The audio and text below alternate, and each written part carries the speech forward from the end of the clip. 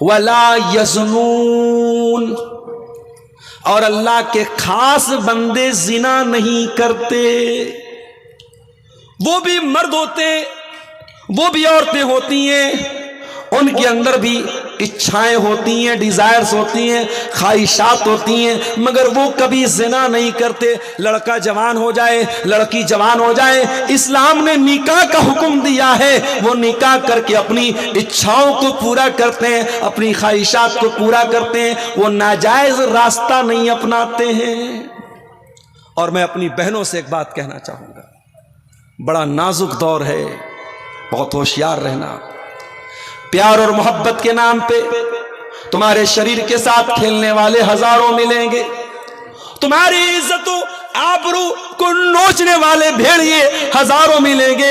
اے میری اسلامی بہنوں، اپنی آبرو کی حفاظت کرنا، اپنی شرمگاہ کی حفاظت کرنا۔ جو رات دن تم کو آئی لو یو کا میسج بھیج رہا ہے، جو اسنیپ چیٹ میں محبت کا اظہار کر رہا ہے، جو انسٹاگرام پر پیار اور محبت بھرے میسج بھیج رہا ہے، جو واٹس ایپ پر تم کو پیار اور محبت کے گانے بھیج رہا ہے، اس سے کہنا اگر تو واقعی میں مجھ سے پیار کرتا ہے، تجھے میسج بھیجنے کی ضرورت نہیں ہے، تجھے ویڈیو بھیجنے کی ضرورت نہیں ہے، تجھے بار بار مجھے میسج کرنے کی ضرورت نہیں ہے۔ میں ایک عورت ہوں اور مسلمان عورت ہوں، اور مسلمان عورت اپنی مرضی کی مالک نہیں ہے۔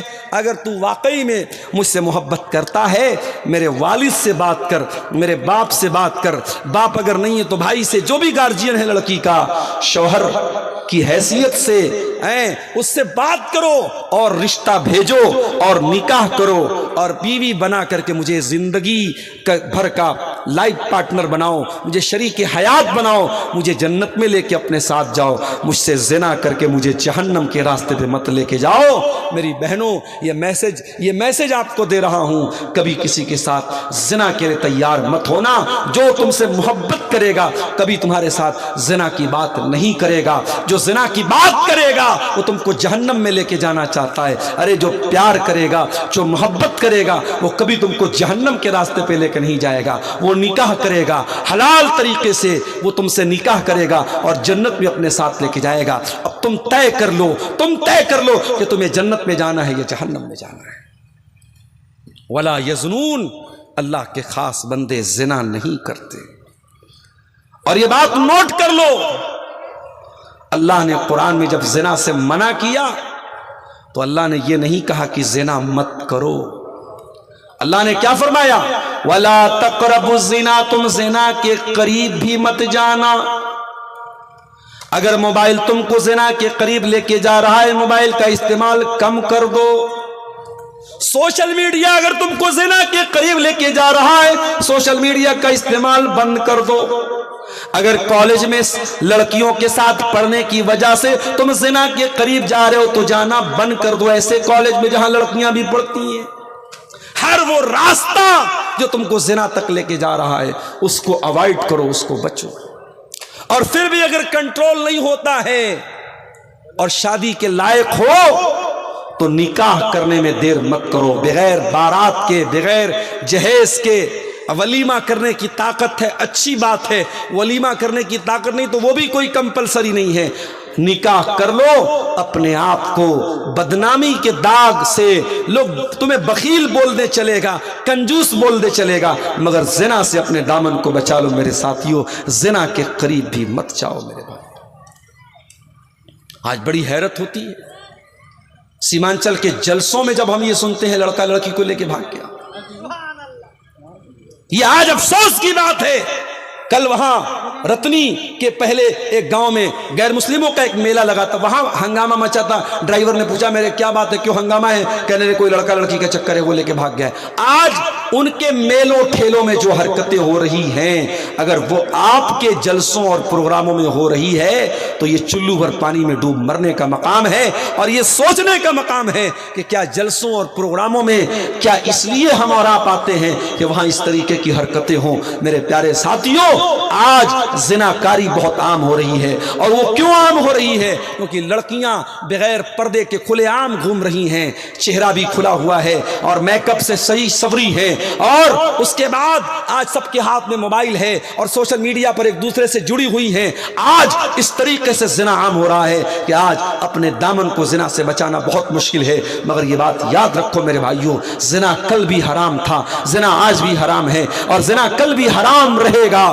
قرآن کہتا ہے وَلَا تَقْرَبُوا الزِّنَا، تم زنا کے قریب مت جاؤ. اور اسی زنا سے روکنے کے لیے اسلام نے عورت کو پردے کا حکم دیا ہے، اسلام نے مرد کو اپنی نظروں کو جھکانے کا حکم دیا ہے. اسی زنا سے روکنے کے لیے اسلام نے عورت سے کہا ہے تو کسی غیر محرم کے سامنے اپنے آپ کو ظاہر مت کر. اسی زنا سے روکنے کے لیے اسلام نے کہا ہے بغیر محرم کی عورت سفر تک نہیں کر سکتی ہے. یہ پابندیاں اسلام نے اسی لیے لگائی ہیں تاکہ سماج سے زنا کو پاک کیا جائے. اور اگر پھر بھی زنا ہو جائے تو زنا کرنے والا اگر کنوارا ہے، لڑکا لڑکی کنوارے ہیں، تو اسلام میں سزا کیا ہے؟ 100 کوڑے مارے جائیں گے. اگر اسلامی عدالت ہے، اسلامی قانون ہے، زنا کرنے والے کی سزا کیا ہے؟ سر عام ان کو 100 کوڑے مارے جائیں گے. اور اگر وہ دونوں شادی شدہ ہیں، زنا کرنے والا مرد بھی شادی شدہ ہے، زنا کرنے والی عورت بھی شادی شدہ ہے، اسلام میں اس کی سزا سزائے موت ہے. پتھروں سے مار مار کے ختم کر دیا جائے، زنا کرنے والے کو زندہ نہ چھوڑا جائے. تو شرک نہیں کرتے، قتل نہیں کرتے، زنا نہیں کرتے. یہ ٹاپ 3 کرائمز ہے اسلام کی نظر میں. سب سے بڑے بڑے 3 گناہ یہی ہیں. اللہ کے نبی سے پوچھا گیا سب سے بڑا گناہ کیا ہے؟ آپ نے فرمایا ان تجعل للہ ندا وہو خلقک، تم اللہ کے برابر کسی کو ٹھہرا دو جبکہ تم کو پیدا کرنے والا اللہ ہے. پھر پوچھا گیا اے اللہ کے نبی اس کے بعد دوسرا سب سے بڑا گناہ کیا ہے؟ آپ نے فرمایا ان تقتل ولدک خشیۃ ان یتممک، تم اپنے بچے کو قتل کر دو اس ڈر سے کہ وہ تمہارے ساتھ کھائے گا. اب مسئلہ سن لینا، آج یہ چیز بھی بہت عام ہو رہی ہے. غریب آدمی ہے، 2 لڑکیاں پہلے سے اس کے گھر میں ہیں، بیوی پریگننٹ ہو گئی اور جب یہ پتا چلا کہ بیوی حمل سے ہے، اس نے اس حمل کو گروا دیا.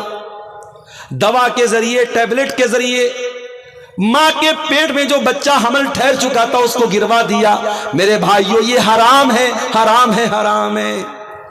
ہاں اگر حمل کے ٹھہرنے کے پہلے کوئی ایسا طریقہ اپنایا جائے کہ حمل نہ ٹھہرے، اور وہ بھی اس صورت میں جبکہ کوئی مجبوری ہو. مثال کے طور پہ 2 بچے ہیں اور ابھی بچے بہت چھوٹے ہیں، اگر ایک اور پریگننسی آ جاتی ہے، ایک اور بچہ آ جاتا ہے، ان دونوں بچوں کی پرورش میں، ان کو دودھ پلانے میں بہت مسئلہ آ جائے گا، ان کو پالنے پوسنے میں بہت مسئلہ آ جائے گا. 2 بچوں کے بیچ میں گیپنگ رکھنے کے لیے اگر انسان ایسے طریقے اپناتا ہے، جو آج کے دور میں بہت سارے طریقے رائج ہیں، ایسے طریقے اپناتا ہے جس میں پریگننسی کے پہلے اور حمل کے پہلے وہ طریقے اپنائے جاتے ہیں تاکہ وہ عورت گربھوتی نہ ہو، تو وہ طریقہ اپنایا جا سکتا ہے. لیکن اگر حمل ٹھہر چکا ہے اور اس حمل کو گرایا جا رہا ہے تو ایک ہی صورت میں گرانے کی اجازت ہے. اگر حمل ٹھہر گیا ہے اور ڈاکٹر کا یہ کہنا ہے اگر یہ عورت پریگننٹ ہو گئی، اس کی جان کو خطرہ ہے، یہ بہت کمزور ہے، یہ بہت بیمار ہے، اگر اس نے بچے کو جنم دیا تو اس کی جان کو خطرہ ہے. جب عورت کی جان کو خطرہ ہو جائے اس صورت میں، چونکہ اسلام کا یہ کہنا ہے کہ اگر 2 خطرناک چیزیں جمع ہو جائیں، 2 خطرناک چیزیں اکٹھا ہو جائیں، تو جس میں زیادہ بڑا خطرہ ہے اس کو چھوڑ کے جو کم خطرے والی چیز اس کو اپنا لیا جائے. اگر ماں کے پیٹ میں اگر بچہ ہے اور یہ ڈر ہے اگر پریگننسی ہوئی اور بچہ پیدا ہوا، ماں بھی مر سکتی ہے، بچہ بھی مر سکتا ہے، اس کنڈیشن میں ابھی وہ بچہ حمل کی شکل میں، اس صورت میں اس حمل کو گرایا جا سکتا ہے، لیکن وہ ایک مجبوری کی شکل ہے. عام کسی شکل میں حمل کو گرانے کی اجازت نہیں ہے. حرام ہے، حرام ہے، حرام ہے. یہ بھی اولاد کا قتل ہے میرے ساتھی، اور آج دھڑلے سے یہ کام ہو رہا ہے. اللہ کے نبی نے فرمایا سب سے بڑا گناہ یہ ہے کہ تم اپنی اولاد کو قتل کرو یہ سوچ کر کہ تمہارے ساتھ وہ کھائے گی. کبھی یہ مت سوچنا کہ اپنی اولاد کو تم کھلاتے ہو، نہیں، تمہیں بھی کھلانے والا اللہ ہے، تمہاری اولاد کو بھی کھلانے والا اللہ ہے۔ میرے بھائیوں، جن کے 10 بیٹے ہیں، ہم نے اسی دنیا میں اور اسی ہندوستان میں اور اسی ملک میں اور اپنے شہر میں دیکھا ہے کہ 10 بچوں کا باپ سکون سے اپنے بچوں کو کھلا رہا ہے، بہت امیر نہیں ہے، بہت دولت مند نہیں، لیکن سکون سے کھلا رہا ہے، اور 2 بچوں کا باپ بھی صحیح طریقے سے اپنے بچوں کو نہیں کھلا پا رہا ہے۔ تو روزی روٹی دینے والا اللہ ہے۔ اس ڈر سے کہ بچہ کیا کھائے گا، بچے کو قتل کرنے کی اجازت اسلام آپ کو نہیں دیتا ہے۔